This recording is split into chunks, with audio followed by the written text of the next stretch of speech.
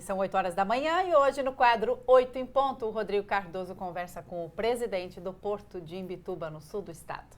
Bom dia, Sabine. Bom dia, Marcela. Bom dia você de casa. Hoje o assunto são os portos, equipamentos essenciais para o escoamento da produção de todos os estados. Santa Catarina não é diferente, não é verdade? E hoje, então, eu recebo aqui no 8 em ponto Luiz Rogério Pupo Gonçalves, que é o presidente do Porto de Imbituba. Presidente, bom dia. Bom dia. Tudo bem? Tudo bem, tudo bem. Seja bem-vindo ao 8 em ponto. Presidente, vamos falar um pouquinho sobre o Porto de Imbituba, que mudou de gestão em 2012. Finalzinho de 2012 mudou a gestão. Era de uma companhia privada, passou para a SCPar e agora o senhor é o presidente. Como é que vocês encontraram o Porto de Imbituba nessa transição de gestão de uma empresa privada para a SCPar, para o governo do estado? Bom, nós encontramos principalmente um porto com potencial fantástico, né?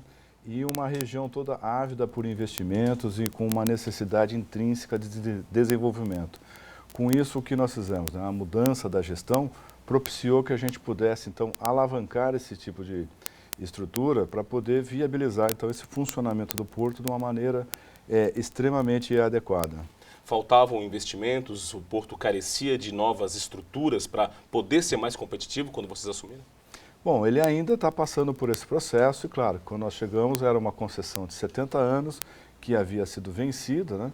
E esse processo final de uma concessão pública, ela sempre fica numa transição em que os investimentos, né, claramente eles não foram realizados a contento ou à necessidade que se precisava. Então a gente está fazendo uma reestruturação, investindo pesadamente, principalmente nas questões, né, de infraestrutura, como o caso de pavimentação, acessos, equipamentos, para poder, então, dar essa dinâmica que o porto, com um equipamento da importância que é, assim necessita. Uma das principais medidas que foram implementadas foi a adoção de um novo calado, de uma nova profundidade para o porto, que isso ampliou sensivelmente o número de embarques e desembarques no Porto de Imbituba, não é?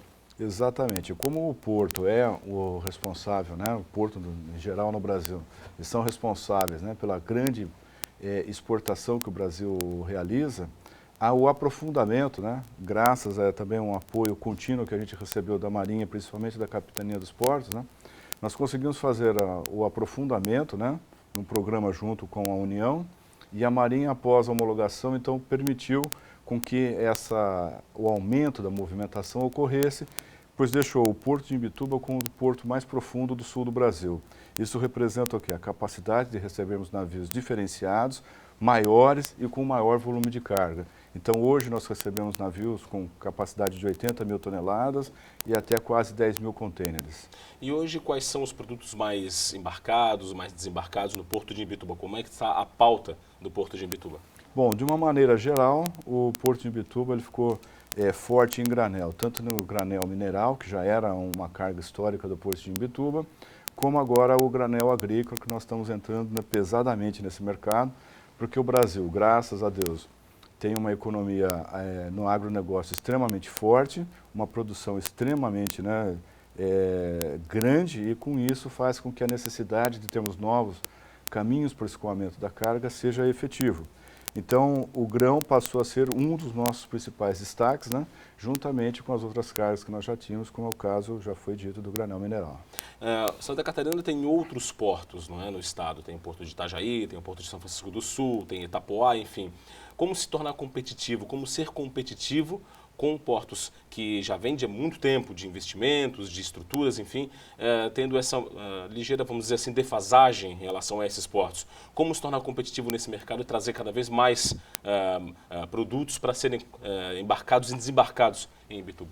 Bom, desde que nós assumimos, né, nós fizemos um planejamento estratégico sobre quais seriam as nossas principais ações, né, e ser competitivo hoje necessitava de apresentar um diferencial.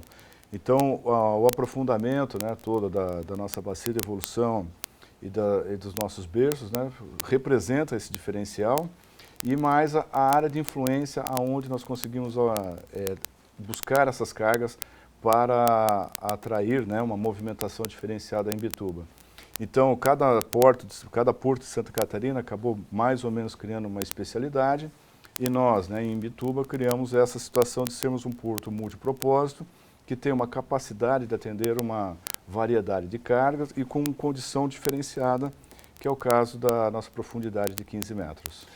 Como continuar crescendo nesse mercado altamente competitivo? Porto de Imbituba ele tem uma vantagem que tem uma área muito grande, né, que se permite fazer investimentos para crescer cada vez mais, coisa que alguns outros portos do estado, por exemplo, Itajaí, tem uma certa dificuldade, não é? Esse é o nosso principal ponto, pois além da nossa área de metragem dentro da estrutura do porto, que temos 1,5 milhão de metros quadrados, né, nós estamos muito próximo à BR-101, algo em torno de 6 quilômetros, que permite com que outras áreas, inclusive do próprio governo do estado, sejam direcionadas para que possam fazer essa utilização de área retroportuária. Com isso, nós vemos assim que junto com um mix de ações, inclusive com o município, através da lei de uso do solo e zoneamento do próprio município, a gente consegue fazer então com que essas áreas ao longo da BR-101 sejam dedicadas para essas estruturas de desenvolvimento de transporte. E com isso, né, na nossa área interna, que desse 1,5 milhão de metros quadrados, nós especializamos determinados equipamentos, como a armazenagem e outros equipamentos para fazer o carregamento de uma forma mais efetiva, consigam então trazer o aumento da produtividade, que é onde vai estar o grande sucesso nosso, né? Produzirmos mais com estruturas que já temos e de uma maneira eficiente e ao mesmo tempo econômica. Tem um investimento já previsto aí de 40 milhões de reais na construção de um novo armazém dentro do Porto de Imbituba por uma empresa. Isso também já mostra que o porto se tornou atrativo para novos investimentos até de outras empresas? Sim, esse investimento de 40 milhões, mas outros tantos que já se somam, inclusive da SCPar Porto de Imbituba, dentro da estrutura do porto, e mais tantos outros esses que estão sendo feitos fora, que estão atraindo os investimentos, né, para que eles ocorram de uma maneira efetiva para consolidar essa capacidade de distribuição de cargas que nós temos. Então, junto com desse anúncio que foi feito semana passada, nós estamos então já programando os novos lançamentos.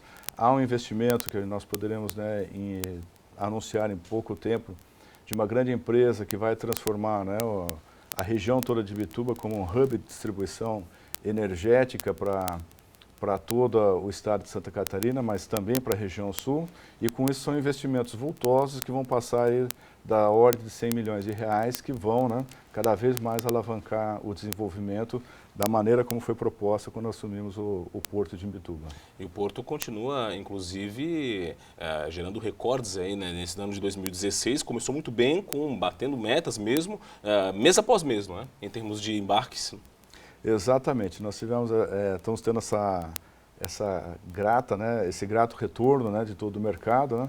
Conseguimos então fazer com que janeiro, que é um mês difícil relacionado ao transporte de cargas, principalmente de exportação, a gente batesse recorde e estamos bem próximos de bater nosso recorde histórico de chegar a uma marca de 500 mil toneladas agora no mês de março. Esperamos que dê certo, estamos com 490, então agora é uma questão aí de dias e horas para a gente ver se a gente atinge uma marca ícone de 500 mil toneladas ao mês. Luiz Rogério Pupo Gonçalves, diretor-presidente do Porto de Imbituba, muito obrigado pela sua presença aqui no 8 em Ponto. Muito obrigado, eu que agradeço a oportunidade. E o 8 em Ponto de hoje vai ficando por aqui, mas o SC no Ar segue com muitas outras informações com o comando da Sabine Weiler e da Marcela Parasquim. Bom dia, até amanhã.